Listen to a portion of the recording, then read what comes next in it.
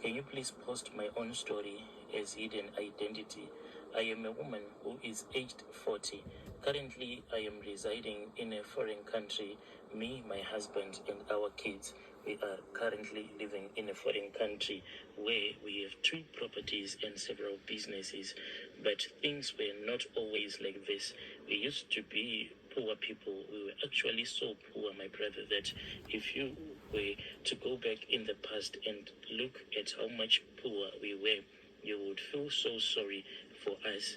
Currently, right now in this country where we are staying, the first thing that we did is that when we arrived in this country, we then bought our first house, and after that we then bought the second house.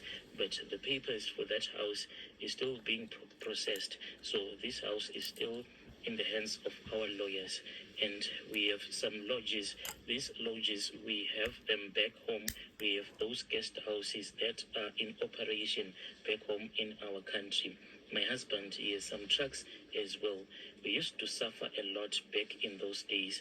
Let me return back into the past just a little bit. When we were still suffering, my brother, we were always starving. There was never any money for us that we could use so that we can buy anything to eat. Many times my kids would actually go to bed hungry. For me to feed the kids, what I used to do is that I would follow the railway tracks, because there was this other train that used to pass through our area. So this train, when it would be passing, it would be carrying a lot of maize grains. So we would follow this train as we would be picking up the maize grains. It was not something that was easy, because you would never find these maize grains in one heap. You had to walk whilst you would be following the train for at least 2 hours. And after that, you would go to the grinding mill, and then you would get some milling meal so that you can feed the kids. But the food was never enough in the house. As for my husband, he loved his family so much, but it's only that he was unable to provide for his family. My husband didn't have a proper job. He used to work in the rank. He was working at the taxi rank, and when he was working at the taxi rank, he was just selling airtime. So you can just imagine that the profits were never enough. Whilst my husband was working at the taxi rank back in the village, I was trying by all means so that my kids will not starve to death, but we were just struggling. Then there was this other time when my husband returned back home. When my husband returned back home, I was surprised because he seemed to be in a very good mood. He was really excited and happy. I then asked him why he was happy like that. My husband then said that he had picked up a wallet that was full of money. At that time, when my husband returned back home, he had 1,000 US dollars that he had found in that wallet. So when my husband told me that he had picked up such a huge sum of money, I was really scared. Automatically, I suspected that my husband might have stolen this money from someone else, because how can he say that he had picked up such a huge sum of money in the taxi rank? But more was to come. Each and every time when my husband will tell me about this money, I'll get so scared. I was always listening to the radio because I thought that maybe the police were going to come and arrest him. So I was always listening, trying to find out if there was an announcement about my husband being on the police wanted list. My husband said that he wanted to steal this money after he had picked up that wallet, but he had resisted the urge to take the money because in his mind he asked himself, what if this wallet belonged to a pastor or a man of God and he was going to steal the money? Then maybe the pastor was going to pray to his God so that he can curse him. That is the reason as to why my husband didn't steal the money but returned that wallet back to its original owner. So my husband, the story that he told me was that he then picked that wallet and he counted the money.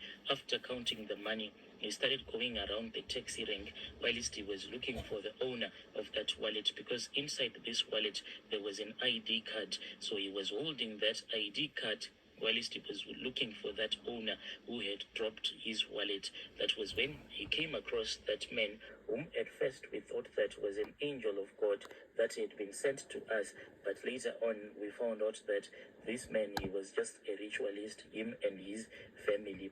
So my husband said that after he had given back the money to that man, the man was really happy about my husband's faithfulness. And my husband even believed that this man was a man of God, because he said that in his car on the dashboard there was a small King James Version Bible, and there was a rosary as well that was hanging in the car. So he was like, thanks God, because if I had stolen this money from this man of God, then what was going to happen to me?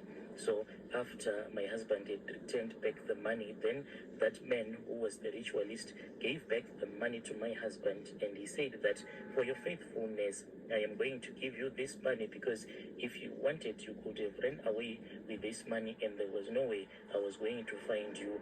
Then that man told my husband that he was not supposed to spend this money on anything else. He was not supposed to use this money on a woman that he didn't marry. He asked my husband if he had properly married me, but it was like that thing of us being poor. We had just gone for introduction, that was all. The man then told my husband that he was supposed to use this money to go and pay for my bride price, and that is what we ended up doing with that money.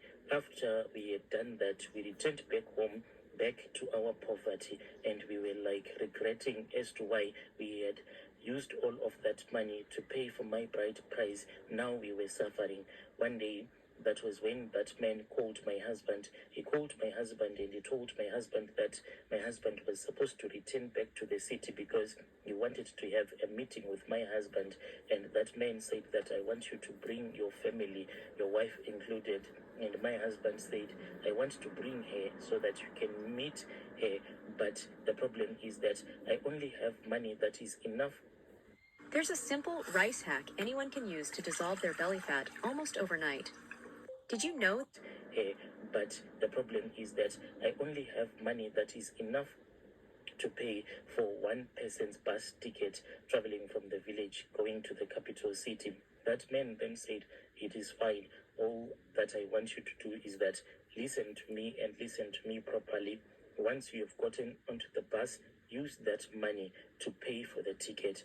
The money will never run dry. So when we got onto the bus, we used this other bus that is called Zupco. I was scared and nervous because we only had money that was enough for one person's bus ticket, whilst the bus conductor was busy walking around making people to pay and giving them their tickets. He reached the seat where me and my husband were seated, and my husband handed him nervously the money. He then accepted the money and he gave us 2 tickets. That was when we said, oh, so this man is a true man of God.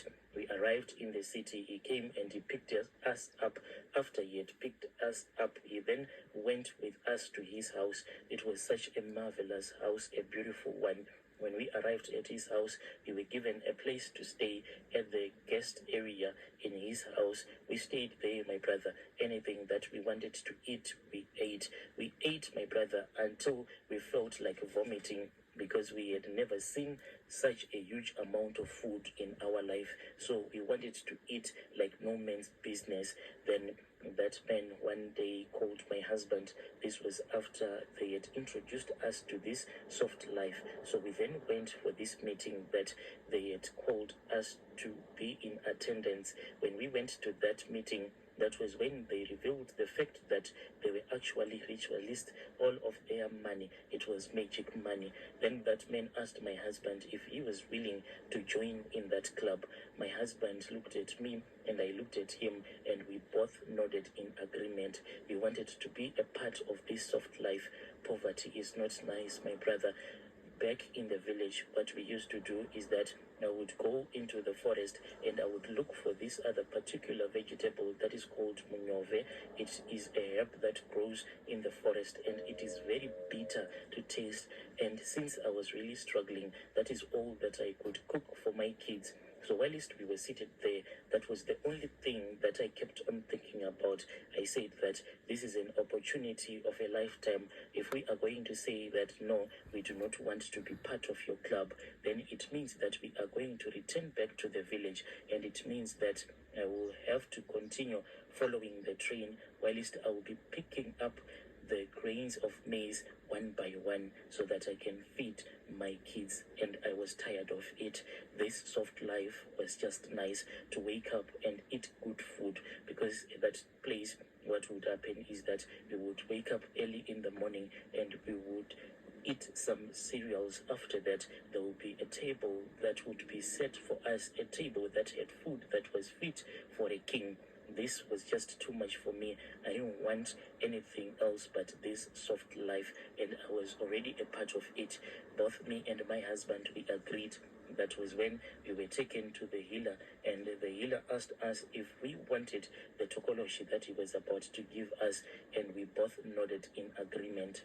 This ritualist then told us that the tokoloshi was a female, and he said, "Do you understand what I am trying to tell you?" Tehila then said that this tokoloshi that I have given to you, it is a female tokoloshi.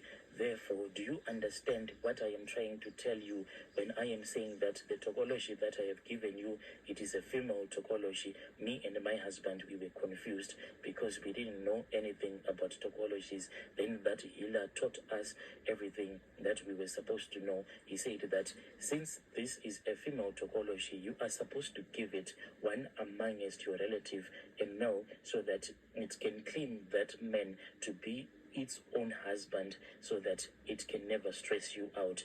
As for that man who had given my husband money, they had actually revealed their own secret to us. The secret was that my husband, the secret that they revealed to us was that their own crippled child, he had been crippled when he was still in his mother's womb, and that was their own oath that they had to follow so that they can keep on making money. So they asked us if we wanted to become part of that, but already, my brother, this is what we wanted. So at that time, after that healer had asked us if this is what we wanted, we were told that we had to choose one amongst our relatives. So initially, what I had suggested was that we had to mention the name of my husband's young brother, that is whom we had chosen. After we had chosen him, then that traditional healer gave us a piece of advice. He then said that this man, he is already a grown-up man. So if I am going to dedicate him to become the husband to this tokoloshi that I have given you, later on in the future, you are going to find some problems, and I do not want you to have any problems. I want you to live a long, happy life. So he then suggested that it was far much better that we dedicate one amongst my own children. So I have dedicated one of my son. This son, my brother, that I dedicated to this tokoloshi, he will never be able to marry, and he will never know anything that is called a physical. This son of mine, he will never be able to marry. No woman who is a living human being will ever be able to love him, because this tokoloshi, it is a jealous spirit, and it is going to claim him. And at that time when we did this, my son was really young. So that man gave us that piece of advice. He said that if you want to live a happy life, and if you want to live a long life whilst you will be enjoying your money, I suggest that you dedicate someone who is still young to this tokoloshi, so that it cannot trouble you. So my brother, after we had been given this tokoloshi then told us the place where we were supposed to start our first guest house. After we had built our first guest house, this tokoloshi, what it would do is that it would stand by the gate, and as people would be walking around, as people will be driving around, the tokoloshi will be looking at them, and it will be saying to them, "Come, come, come and rest, come, come, come and rest." So we were making a lot of money from what this tokoloshi was doing. We made so much money, and my husband was able to invest in more properties until we decided that he didn't want to stay in our country like permanently anymore, even though we are still running our businesses back home and in this foreign country where we are currently staying. But all that I want to tell you, my brother, is that soft life is good. Soft life is good. I know that out there are people that say that being a ritualist, it is not a good thing, but I want to tell you that being a ritualist, it is a good idea. It is only that most of the people that come out to give their confessions, they didn't do it in a proper manner. And most of the people that claim that rituals are bad, if they are taken by someone who is a ritualist and if they are guided properly, if they are given the soft life first, I am sure that most of the people who are here, they will end up being ritualist. So that is my own story. All that I want to say is that soft life is good and blood money is good.